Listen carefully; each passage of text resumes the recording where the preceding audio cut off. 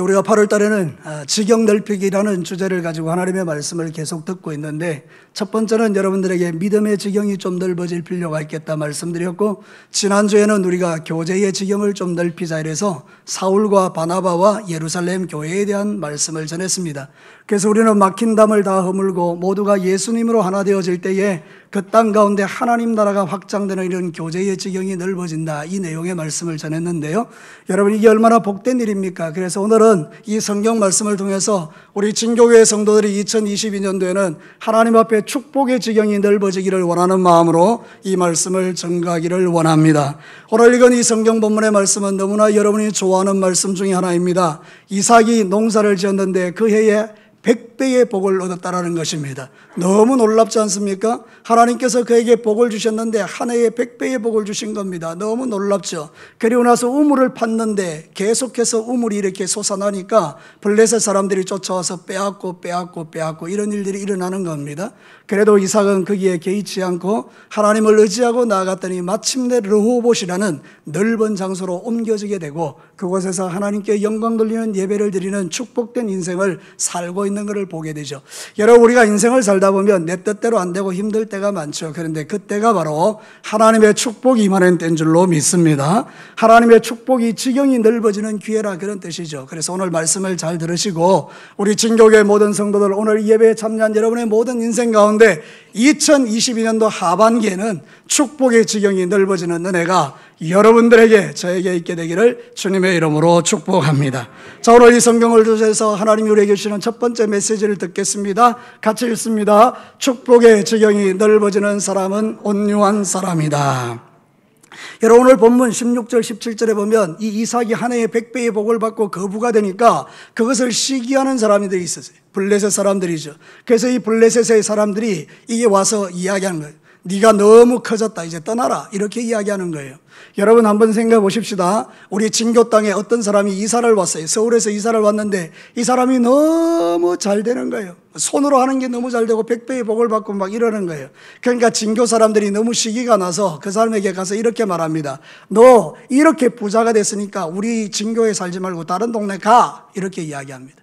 자, 여러분 같으면 어떻게 하시겠습니까?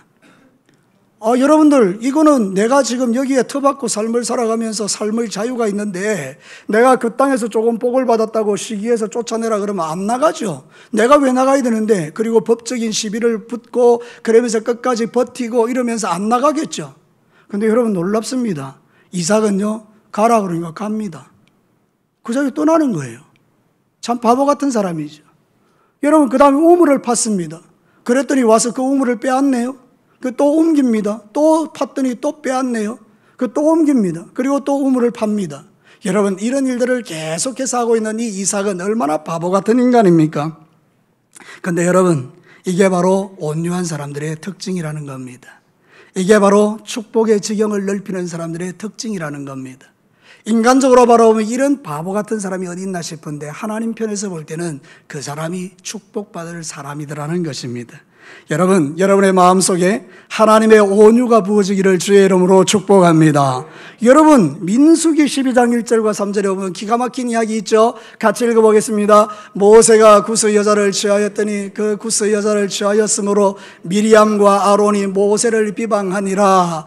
그들이 이르되 여호와께서 모세와 말씀하셨느냐, 우리와도 말씀하지 아니하셨느냐 하며 여호와께서 이 말을 들으셨더라. 이 사람 모세는 온유함이 지면의 모든 사람보다 더하더라.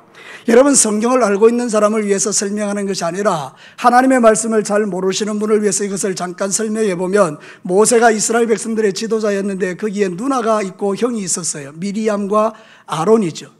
그런데 모세가 구스 여자를 취한 거예요. 구스는 이방 여자죠. 그러니까 하나님의 유대인이었던 이 모세가 이방 여자를 취하니까 그거를 막 비판한 겁니다. 그런데 여러분, 모세가 그 비판을 잠재울 수 있는 능력이 있을까요, 없을까요? 충분히 있습니다. 모세의 지도력으로 그 누나와 형을 제거할 수 있단 말이죠. 그런데 아무 소리 안 합니다. 하나님이 나서십니다. 내가 들었다. 그리고 하나님이 정리하십니다. 그러면서 이렇게 이야기합니다. 이 모세는, 다 같이 읽어봅시다. 온유함이 지면의 모든 사람보다 더하더라. 자, 여기서 가장 중요한 것은 온유란 단어입니다. 여러분, 온유를 사전적 의미로 말하면 부드럽고 온화하다는 뜻이에요. 근데 이게 아닙니다. 성경에서 말하고 있는 온유는 그런 뜻이 전혀 아닙니다.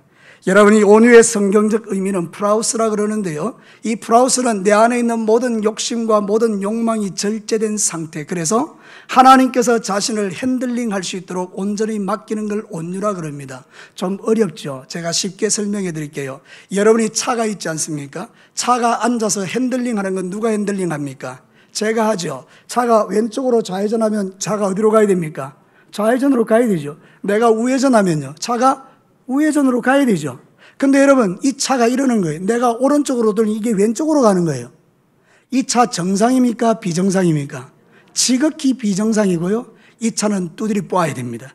폐차장으로 보내야 됩니다. 맞습니까?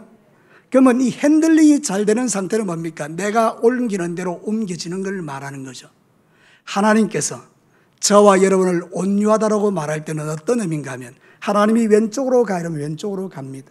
내 마음은 어디로 가고 싶어요? 오른쪽 가고 싶어요. 그래도 하나님이 뭐로 가라고요? 왼쪽으로 가라. 핸들링을 하는 거예요. 그 핸들링을 따라가는 거, 이게 바로 온유라는 것입니다. 여러분, 이런 사람이 바로 축복의 사람이라는 거죠. 여러분, 이삭은 바로 하나님의 핸들링에 순종했던 사람이라는 거예요. 자기 의지와 능력을 가지고 대적할 수 있지만 피하는 이유가 뭘까요? 그에게는 하나님이 중요했기 때문입니다. 여러분, 아라비아의 명마라는 게 있습니다. 아라비아에 진짜 명마의 가문이 쭉 이어지는데요, 그 아라비아의 명마가 탄생한 배경이 이것입니다. 한 부자가요, 말 100마리를 전국에서 모았습니다. 가장 뛰어난 명마들을요. 그리고 100마리를 훈련시킵니다. 호각을 100 불면 딱 달리는 겁니다. 호각을 2번 딱 불면 멈추는 겁니다. 이걸 계속 훈련시켰습니다. 그리고 나서 이제 4일을 굶깁니다. 말을. 사람도요, 4일을 굶으면 미쳐 날뜁니다. 말들이 얼마나 미쳐 날뛰겠습니까?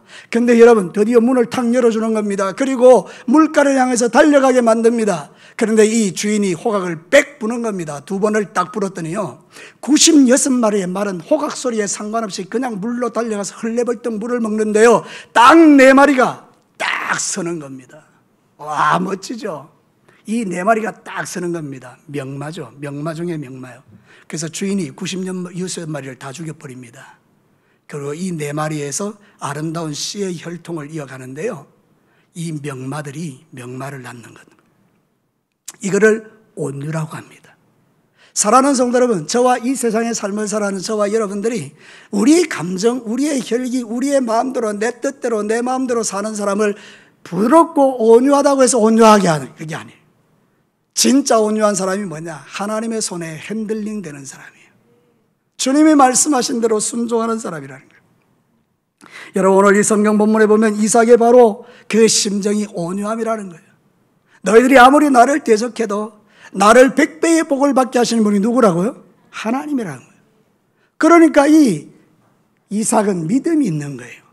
하나님의 손에 붙들림 바 되어질 때에 뺏겨도 마침내 하나님이 자신에게 뭘 줄 걸 알았다는 거죠?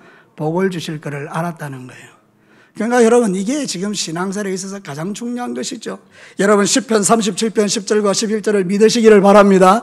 같이 한번 크게 읽습니다. 잠시 후에는 악인이 없어지리니 네가 그곳을 자세히 살필지라도 없으리로다. 그러나 온유한 자들은 땅을 차지하며 풍성한 화평으로 즐거워하리로다. 이 시대를 살아가는 저와 여러분의 마음은 너무 거칩니다. 거칠다는 말 알죠? 너무 마음이 거칠어요. 그래서 작은 자극과 시험 앞에서 화닥화닥 하는 겁니다. 그래서 우리가 시험 들면 그냥 막 무너져 내리는 겁니다. 이걸 가리켜서 온유하지 않다라고 말하는 거예요. 이 온유하지 않은 심령에는 결코 하나님이 복을 주실 수가 없어요. 그래서 하나님은 저와 여러분을 훈련시키는 겁니다. 우리 마음이 어떻게 되도록? 온유해지도록. 전에 한번 제가 말씀드렸죠. 말을 훈련시키는 사람은요, 말 안 듣는 그 말 있잖아요. 엄청나게 거친 말을 데리고 산꼭대기로 올라간다는 거죠. 산꼭대기로 올라가서 시냇물이 막 흘러가는데 그걸 밀어버린다는 거예요. 그러면 이 말이 막 물에 떠내려가지 않습니까? 돌에 부딪히기도 하고 이리 떠내려가고 저리 떠내려가고 그러면서 막 살려고 발부둥을 치면서 이리 막 이렇게 하다가 하류에 내려왔을 때는 아주 온순한 말이 된다는 거예요.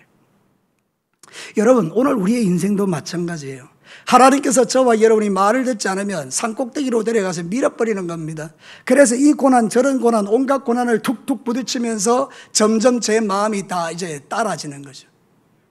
모서리가 이렇게 각진 것이 부드러워지고 그래서 결국은 온유한 심령이 되어 하나님이 마침내 복을 주실 수 있는 그 아름다운 종이 되는 것이죠. 여러분, 이런 은혜가 저와 여러분에게 있게 되기를 축복합니다. 여러분의 마음이 온유해지시기를 축복합니다. 그러면 땅을 차지하는 것입니다. 놀라운 일이 성경에 일어납니다. 우리 읽지는 안 했지만 28절부터 한번 읽겠습니다. 28절, 29절 다 같이 읽어볼까요? 그들이 이르되 여호와께서 너와 함께하 계심을 우리가 분명히 보았으므로 우리 사이에 곧 우리와 너 사이에 맹세하여 너와 계약을 맺으리라 하였노라. 너는 우리를 해하지 말라. 이는 우리가 너를 범하지 아니하고 선한 일을 내게 행하며 네가 평안히 가게 하였음이니라. 이제 너는 여호와께 복을 받은 자니라. 할렐루야. 한 번만 우리 서로 인사해 보십시다. 당신은 여호와께 복을 받은 사람입니다. 할렐루야. 얼마나 귀합니까? 우리가 여호와께 복을 받은 사람이에요. 온유한 사람은 이런 축복의 지경이 넓어진다는 거예요. 여러분, 이 블레셋 사람이 찾아와요, 이삭에게. 그리고 우리가 화평을 맺자는 거예요. 이유가 뭔지 아십니까? 하나님이 누구와? 이삭과 함께하는 것을 보았습니다. 두려운 것이죠. 저 사람 건들면 우리 죽는다. 사랑하는 성도 여러분, 이게 바로 온유한 사람의 특징입니다. 저와 여러분이 복수하고 저와 여러분이 우리 감정대로, 거친 대로, 내 하고 싶은 대로, 내가 막 감정대로 살아가면 하나님은 결코 그 사람에게 축복의 지경을 넓힐 수가 없죠. 그러니까 하나님은 여러 가지 고난을 통해, 환경을 통해서 우리를 다듬고 다듬어서 마침내 온유하게 되면 적들이 찾아와서 내게 무릎을 꿇고 이야기하기를 당신은 하나님께 복받은 사람입니다. 우리와 화평을 맺읍시다. 이렇게 한다는 거예요. 이게 바로 성경이 가르치는 진리예요. 여러분, 우리 2022년도 하반기에는 저와 여러분이 살아가는 모든 인생의 그 삶의 터전에서 여러분의 온유함 때문에 놀라운 역사가 일어나게 되기를 주의 이름으로 축복합니다. 온유함이라는 것은 부드럽고 온화하다는 뜻이 아닙니다. 하나님의 말씀에 핸들링 되는 것, 내 뜻과 달라도 주님의 말씀이면 순종하는 것, 그게 온유라는 것입니다. 자, 두 번째 메시지를 듣겠습니다. 같이 읽어볼까요? 축복의 지경이 넓어지는 사람은 시선이 남다른 사람이다. 우리가 뭘 바라보는가에 따라 인생이 결정되죠. 여러분, 세상을 바라보면 세상이 좋죠. 세상에 먹고 마시고 취하고 놀고 타락하고 음란하고 정욕적이고 그 세계 속에 살아가는 게 얼마나 좋습니까?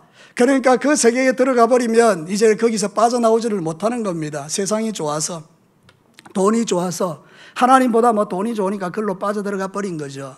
근데 여러분, 시선을 바꾸는 겁니다. 세상이 아니라 하나님께로 시선을 딱 고정하는 겁니다. 그러면 여러분, 우리의 축복의 지경이 막 넓어지는 것을 볼 수 있습니다. 여러분, 22절 말씀 한번 볼까요? 같이 한번 읽겠습니다. 이삭이 거기서 옮겨 다른 우물을 봤더니 그들이 다투지 아니하였으므로 그 이름을 르호봇이라 하여 이르되 이제는 여호와께서 우리를 위하여 넓게 하셨으니 이 땅에서 우리가 번성하리로다 하였더라. 이삭이 지금 우물을 빼앗기는 과정 속에서 그냥 주고 하는 이유가 뭡니까? 그는 누구를 보고 있기 때문입니까? 하나님을 보고 있기 때문입니다. 그래서 르호봇이라는 걸 딱 보면서 이제는 하나님께서 우리를 넓게 하셨다. 그러니까 여러분, 이 말은 뭔가 하면 지금 이 이삭의 시선이 딱 하나님께로 고정되어 있다는 그런 뜻입니다. 여러분, 우리가 가끔 이해할 수 없는 일들이 내 인생 가운데 일어날 때 그 이해할 수 없는 일에다 시선을 고정하면 원망불평이 끊어지지 않지만 그 이해할 수 없는 일들이 일어날 때 시선을 하나님께로 고정하면 답이 딱 떨어집니다. 아하! 하나님의 축복의 지경이 넓어지는 기회구나. 여러분, 이런 시선을 갖게 되기를 주의 이름으로 축복합니다. 내 뜻대로 안 돼도 주의 얼굴을 보는 것입니다. 이게 중요합니다. 사랑하는 성도 여러분, 제발 부탁인데 사람의 얼굴을 보고 사람의 얼굴 때문에 마음 상하고 속 상하고 여러분이 가지고 있는 그 좋은 은사들을 다 빼앗기지 않게 되기를 바라요. 여러분이 눈에 보이는 환경과 여건과 사람이 보일 때 적시로 눈을 들어 하나님의 얼굴을 구하라는 거예요. 여러분, 시편 기자가 딱 그렇게 하거든요. 시편 105편 3절과 5절 다 같이 읽습니다. 그의 거룩한 이름을 자랑하라. 여호와를 구하는 자들은 마음이 즐거울지로다. 여호와와 그의 능력을 구할지어다. 그의 얼굴을 항상 구할지어다. 그의 종 아브라함의 후손 곧 택하신 야곱의 자손 너희는 그의 행하신 기적과 그의 이적과 그의 입의 판단을 기억할지어다. 아멘. 시편 기자가 뭐라고 말합니까? 너는 뭐를 구하라고요? 하나님의 얼굴, 여호와의 얼굴을 구하라잖아요. 언제요? 여러분이 속상할 때, 여러분이 영적으로 가라앉을 때, 여러분의 그 마음속에 있는 모든 의지들이 사라지고 뭔가 이렇게 시험 든 것처럼 이렇게 쭉 힘이 빠질 때, 원수 마귀가 여러분을 덮쳐가지고 여러분의 영혼과 삶을 완전히 송두리째 장악하고 여러분들로 하여금 하나님을 보지 못하게 할 그때, 사랑하는 성도 여러분, 주의 얼굴을 보는 것입니다. 여러분, 가위 눌려보신 적 있어요? 가위? 예, 이 가위 말고, 이 가위가 여기 얹어놔서 가위 눌리는 거 말고, 진짜 말이죠. 잠이 들었는지 안 들었는지 이렇게 희미한 상태에서 갑자기 막 공포가 물밀듯이 밀려오면서 뭔가 시커먼 게 내 목을 막 주르는 그런 순간이 있죠. 그죠? 가위 눌리는 거. 그때 여러분 어떻게 합니까? 발버둥을 치죠. 벗어나려고. 그때 여러분, 여호와와 그 얼굴을 구해 보십시오. 하나님! 예수님! 성령님! 지금 이 순간 나의 마음과 생각을 주장해 주십시오. 놀라운 일이 일어납니다. 평화로다. 하늘 위에서 내려오네. 그 사랑의 물결이 영원토록 내 영혼을 고이 사네. 할렐루야. 이게 저와 여러분이 누리는 영광입니다. 세상의 삶을 살아가는 모든 날들 동안에 때때로 이해할 수 없는 수없이 많은 순간들이 찾아오고 찾아올 때 우리의 시선을 어디에 두는가에 따라 인생이 달라진다는 거예요. 그래서 여호와와 그 얼굴을 구하는 자는 그 마음의 평강이 가득하고 그런 사람에게 여호와의 기적과 능력이 나타나는 것 아니겠습니까? 오늘도 여러 가지 어렵고 힘든 세상 속의 삶을 살아가는 여러분들이요, 이제 여러분의 시선을 사람이나 환경에 고정하지 마시고 여러분의 시선을 하나님께로 고정함으로 말미암아 여러분의 인생에 놀라운 축복의 지경이 넓어지게 되기를 주의 이름으로 축원합니다. 사랑하는 성도 여러분, 우리에게 에색이 있습니다. 에색이라는 것은 다툰다는 뜻입니다. 다툴 수 있어요. 그 다음에는 여러분 어떤 게 있습니까? 신나, 대적이, 우리의 대적이 있을 수 있어요. 근데 그것을 피하다 보니까 하나님께서 우리를 어디로 인도하시냐? 르호봇으로 인도하시는 거예요. 르호봇의 뜻이 뭐죠? 넓게 하신다. 여러분들이 만약에 에색에서 맨날 다투고 있으면 르호봇이 안 오는 거예요. 여러분이 신나에서 계속 대적하고 복수하고 갈바주고 이러면 거기서 벗어날 수가 없는 거예요. 근데 여러분이 에색에서 신나로 옮기고 신나에서 옮기면 르호봇이 온다니까요. 우리 진교회 사랑하는 성도 여러분, 오늘 여기에서 예배드리는 여러분의 인생 가운데 이런 놀라운 축복의 지경이 넓어지게 되기를 다시 한번 주의 이름으로 축복합니다. 하나님은 우리를 축복으로 인도하시는데 시선이 바뀌는 자에게 그런 은혜를 주시는 거죠. 히브리서 12장 2절, 우리가 좋아하는 말씀이죠. 다 같이 한번 읽습니다. 믿음의 주요 또 온전케 하시는 이인 예수를 바라보자. 그는 그 앞에 있는 기쁨을 위하여 십자가를 참으사 부끄러움을 개의치 아니하시더니 하나님의 보좌 우편에 앉으셨느니라. 할렐루야. 이런 말씀은 그냥 우리가 외우고 묵상하고 그냥 깊이 마음에 새겨둬야 돼요. 그래서 아무리 힘들거려도 예수를 바라보자, 예수를 바라보자. 이게 바로 우리의 신앙의 칼라가 될 때 여러분들은 모든 시험과 모든 어려움들을 넉넉하게 이기면서 승리자로 살아갈 수 있는 거죠. 그렇게 안 살면요, 우리는 날마다 넘어지고 자빠지는 거죠. 우리의 마음과 생각을 송두리째 흔드는 시험들이 얼마나 많습니까? 우리 성도들을 볼 때 안타까운 거는요, 시험에 한번 들어가면 빠져나오지를 못하고 허우적대는 사람들이 많은 거 아닙니까? 그때 여러분, 사람이 무슨 도움이 됩니까? 오히려 내 마음을 격동케 하고 내 마음을 그냥 열받게 만들죠. 빨리 시험에서 빠져나온다, 그 말이 나에게 무슨 도움이 되겠어요? 내가 빠져나오고 싶어도 못 빠져나오는 그 시험을 사람이 이야기한다고 빠져나옵니까? 그때 여러분에게 필요한 게 말씀인 거예요. 믿음의 주요 온전케 하신 예수를 바라보자. 여호와와 그 얼굴과 그 능력을 구하자. 그때 저와 여러분이 그 모든 어려운 지경에서 벗어나고 다시 멋진 하나님의 사람으로, 지경이 넓어지는 사람으로, 축복의 지경이 넓어지는 사람으로 바뀌어지는 거죠. 여러분, 하나님은 오늘도 저와 여러분이 신나에서, 애색에서 헤매지를 않기를 원하십니다. 여러분의 인생이 르호봇에서 주님과 더불어 교제하며 여러분의 믿음의 장소, 축복의 장소가 넓어지는 그런 은혜를 매일 누리시게 되기를 주의 이름으로 축복합니다. 우리의 성리가 늘어나면 우리의 믿음이 업그레이드 되는 거죠. 여러분의 믿음도 업그레이드 될 필요가 있죠. 마지막 세 번째입니다. 다 같이 한번 읽어보십시다. 축복의 지경이 넓어지는 사람은 생수를 소유한 사람이다. 사실 오늘 이 말씀이 제일 중요합니다. 여러분, 오늘 이 우물은 생명을 상징하죠. 당시 중동에서는요, 우물이 재산이고 우물이 생명이었어요. 우물이 없으면 광야에서 다 죽지 않습니까? 그죠? 우물이 없으면 어떻게 우리가 먹고 살 수가 있겠어요? 그 우물을 빼앗기는 것은 위험한 것이죠. 그럼 여러분 생각해 보십시다. 마귀는 여러분의 우물을 빼앗는 존재 아닙니까? 그래서 우물을 파면 빼앗고 우물을 파면 빼앗고 막 그러지 않습니까? 그런데 여러분, 우리가 그 생수를 얻게 되면 그건 우리에게 큰 기쁨이죠. 그래서 여러분 1절 안 했지만요, 32절에 보면 이삭의 종이 달려와서 이렇게 말합니다. 32절을 한번 읽어봅시다. 그날에 이삭의 종들이 자기들이 판 우물에 대하여 이삭에게 와서 알려 이르되 우리가 물을 얻었다. 저는 이 말씀 준비하면서 이게 너무 좋은 거예요. 우리가 물을 얻었다. 생수를 얻었다. 여러분, 생수하면 떠오르는 말씀이 있습니까? 여러분 떠오르셔야 되는데요, 요한복음 4장에 보면 이런 말씀이 있어요. 요한복음 4장 13절부터 한번 읽어볼게요. 예수께서 대답하여 이르시되 이 물을 마시는 자마다 다시 목마르느니와 내가 주는 물을 마시는 자는 영원히 목마르지 아니하리니 내가 주는 물은 그 속에서 영생하도록 솟아나는 샘물이 되리라. 여자가 이르되 주여 그런 물을 내게 주사 목마르지도 않고 또 여기에 기르러 오지도 않게 하옵소서. 잘 아는 말씀이죠. 사마리아 수가성의 여자가 남편 5을 바꿔도 만족이 안 되는 그 목마름을 가지고 우물가에 나왔을 때 생수의 근원이신 예수님을 딱 만나죠. 예수님이 뭐라고 말하는가 하면 내가 그 물이다. 목마르지 않는 영원한 물이다. 사랑하는 성도 여러분, 오늘 이 성경 본문이 가르치는 진리는 우물 전쟁입니다.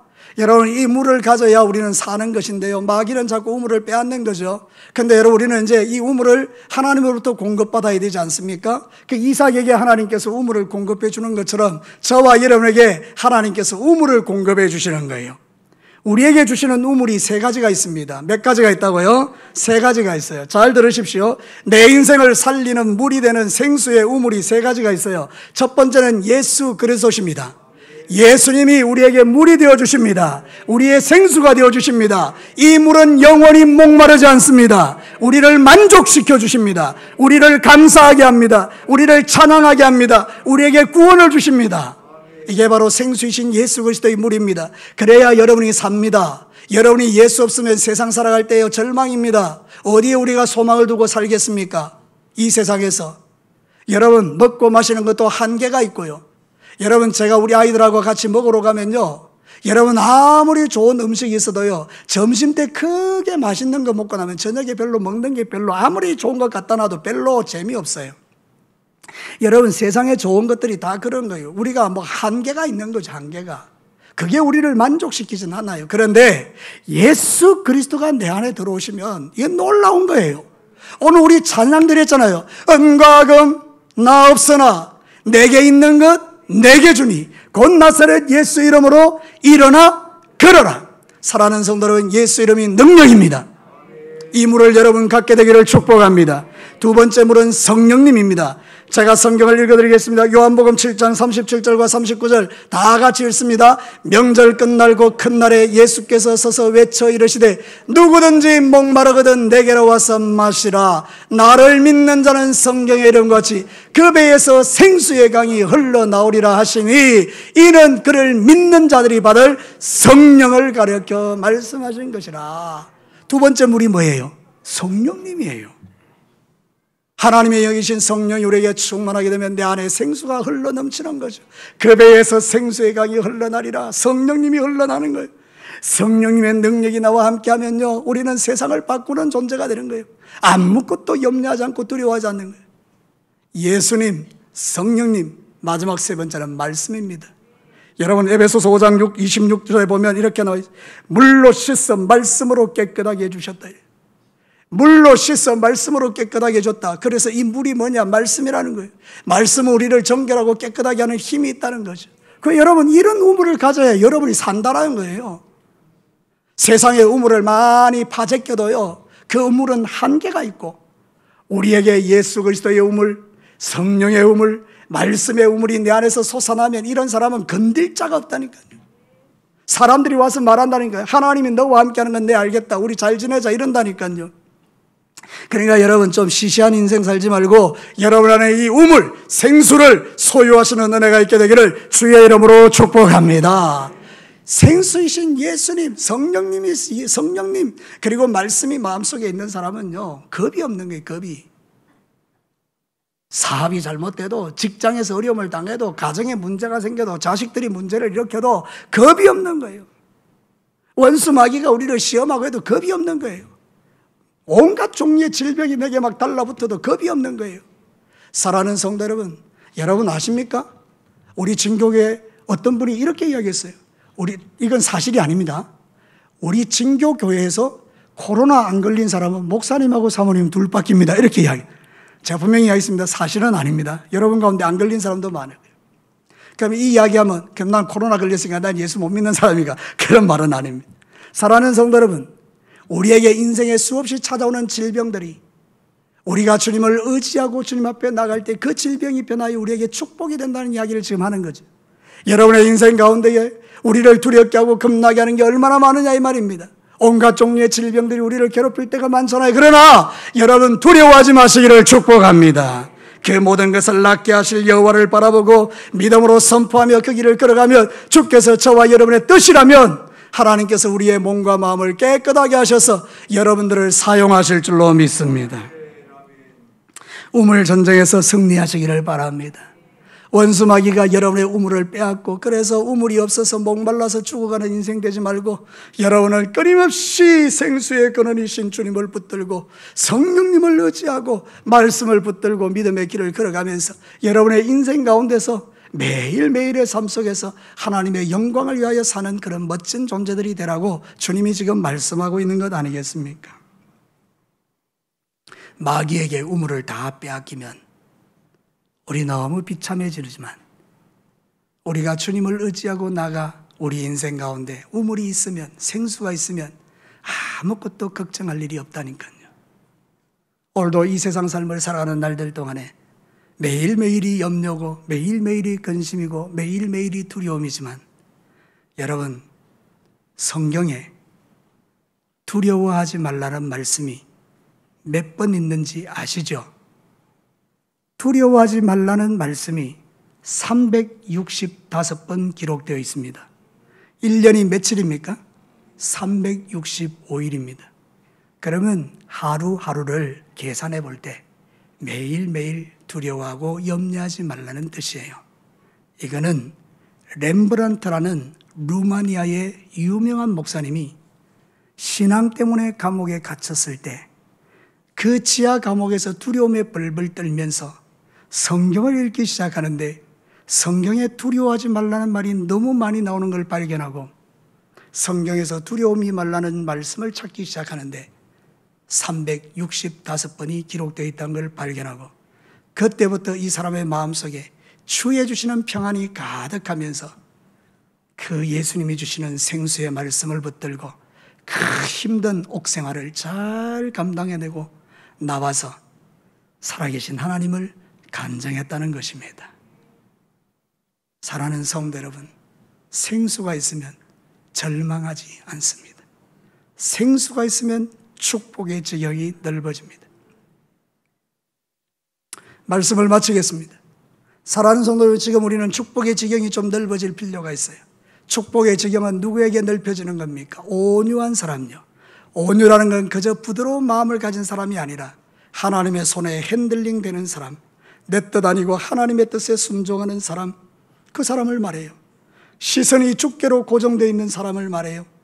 환경과 사람과 여건을 보며 날마다 시험 들고 상처받고 주저앉는 인생 아니라 시선이 하나님께로 고정된 사람요, 그리고 그 안에서 생수가 흘러나는 사람들, 예수님 믿고 성령님 충만하고 말씀 의지해서 믿음의 길을 걷는 이 사람이 모든 상황 속에서 승리하는 삶을 살아가는 축복의 지경이 넓은 사람이라면, 오늘 이 예배에 참여한 우리 모든 진교교회 성도님들이 다 이 축복의 지경이 2022년도 하반기에 넓어지셔서 한 해에 100배의 복을 받는 우리 진교교회 성도들과 우리 교회가 되기를 다시 한번 주님의 이름으로 축복합니다.